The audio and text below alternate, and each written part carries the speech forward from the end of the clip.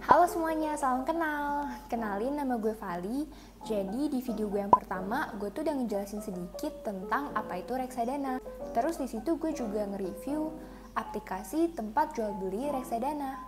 Asli gue gak nyangka banget, ternyata banyak yang langsung praktek dan mulai investasi reksadana dari situ. Gue minta maaf banget ya, harusnya gue bikin video detail tentang reksadana dulu sebelum bikin cara mulai investasinya. Oke, jadi langsung aja ya. Jadi di video kali ini tuh gue mau ngebahas detail tentang reksadana. Mulai dari apa itu reksadana, jenis-jenis reksadana, tempat beli reksadana, sampai biaya-biaya yang ada dalam reksadana. Pertama-tama, reksadana itu apa sih? Jadi, reksadana itu adalah wadah di mana kita dan para investor mengumpulkan dana menjadi satu. Nah, nanti dana itu akan dikelola oleh pihak lain yang udah profesional di bidangnya. Namanya manajer investasi.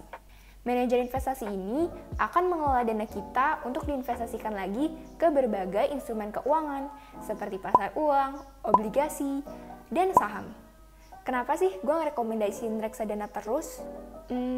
Jadi gini, sebenarnya reksadana itu cocok untuk orang yang pertama, mau mulai investasi tapi nggak punya uang yang banyak. Kok bisa gitu sih? Soalnya di reksadana ini kita bisa investasi dengan modal minim mulai dari 10.000 aja loh. Kalau beli obligasi sendiri kan minimal pembeliannya bisa sampai jutaan. Terus kalau mau beli saham sendiri minimal pembeliannya 100 lembar. Kalau harga saham sih macam-macam ya. Tapi di beberapa sekuritas deposit awalnya tuh bisa sampai jutaan. Terus kalau di reksadana kok bisa mulai dari 10.000 aja sih? Nah, kayak yang gue jelasin tadi, dengan mengumpulkan dana dari berbagai investor, kita jadi bisa mulai investasi mulai dari modal yang kecil. Kedua, reksadana ini cocok buat orang yang gak punya waktu untuk belajar dan gak punya pengetahuan banyak tentang investasi. Ini alasan kenapa gue nyaranin reksadana untuk pemula. Karena uang kita udah dikelola oleh orang yang emang udah profesional di bidangnya. Simpelnya yang perlu kita lakuin cukup setor uang aja. Setelah itu kita cukup memantau nilai investasi kita dari laporan rutin yang manajer investasi berikan secara berkala. Jadi sebelum beli reksadana kita harus pilih manajer investasi yang terbaik ya. Soalnya kan kita mau mempercayakan dana kita ke mereka. Oh iya, buat yang masih ragu sama reksadana, kalian gak usah khawatir ya. Karena seluruh aktivitas dari reksadana itu udah mendapatkan pengawasan dari OJK atau Otoritas Jasa Keuangan. Terus reksadana ini udah punya fatwa halal loh oleh DSN MUI. Kalau lo mau nanti ada preferensi reksadana syariah, lo bisa pilih yang itu. Nah, reksadana ini itu punya beberapa jenis. Setiap jenis itu punya karakteristik dan resiko yang berbeda-beda. Sama aja kayak lo beli suatu buket bunga. Lo beli satu buket nih, lo bisa milih kan buket yang bunganya full bunga mawar atau full bunga anggrek. Terus ada juga buket yang isinya campuran antara bunga mawar dan bunga anggrek. Terus ada buket yang isinya berbagai macam bunga. Nah, ini mirip-mirip kayak jenis reksadana. Masih bingung ya? Kenalan yuk satu-satu sama jenis-jenis reksadana. Jadi pertama, ada yang namanya reksadana pasar uang. Reksadana pasar uang ini dananya ditaruh di deposito atau obligasi yang jangka waktunya kurang dari 1 tahun.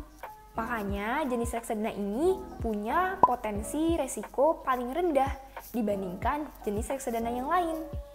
Tapi imbal hasil atau return yang dihasilkan juga lebih rendah dong dibanding jenis yang lainnya.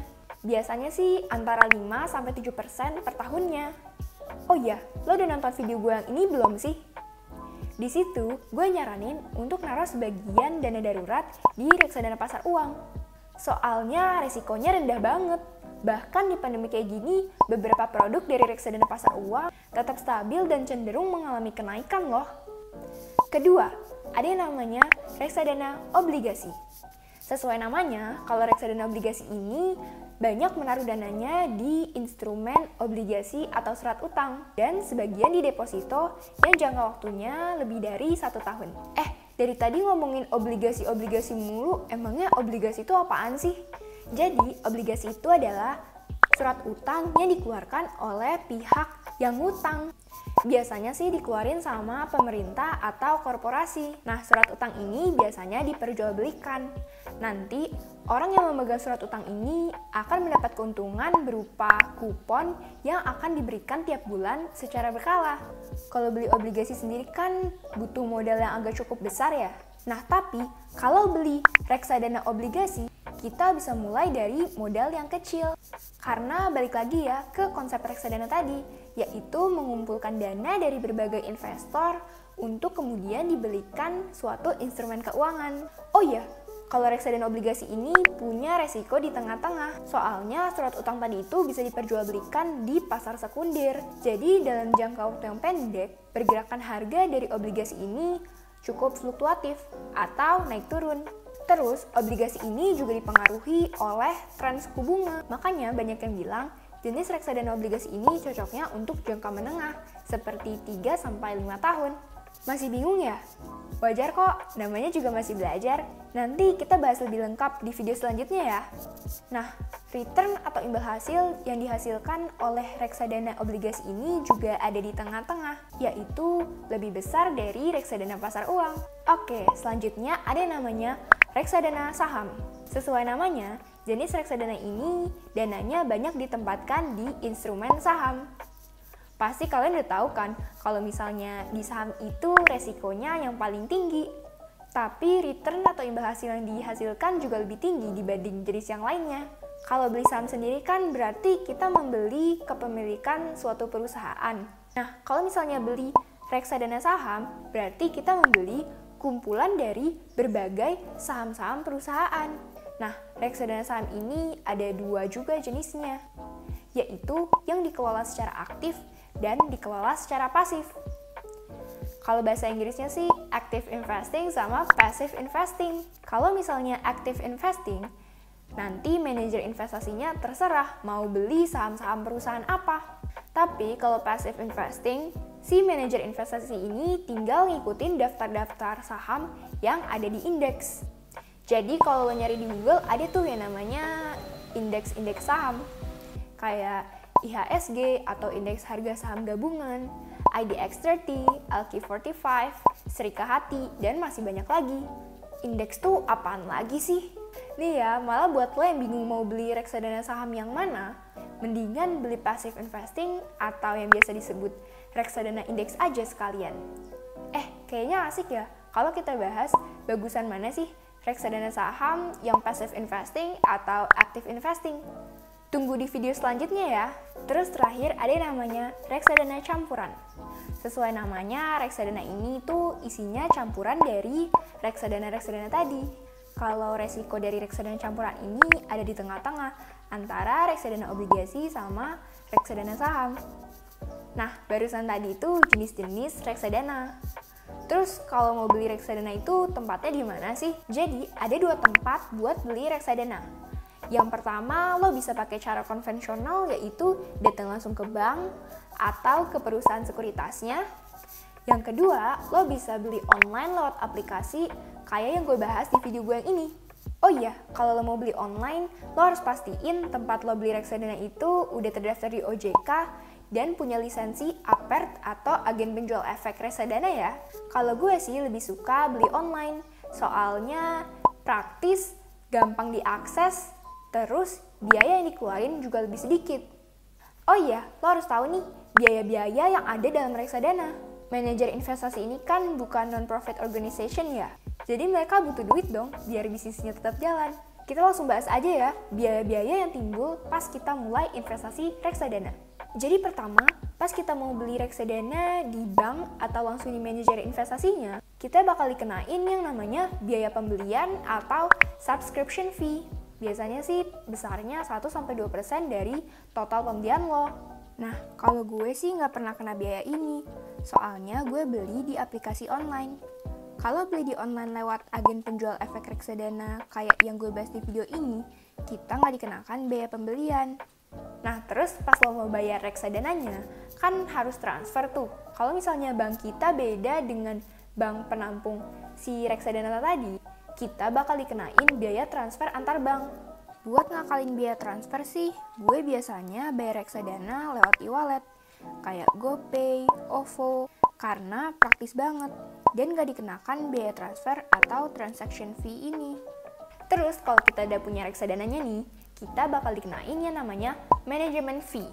Management fee ini adalah upah untuk membayar manajer investasi yang udah ngelola dana kita tadi. Besarannya sih tergantung manajer investasinya ya, dan tergantung jenis produknya. Jadi bisa beda-beda ya.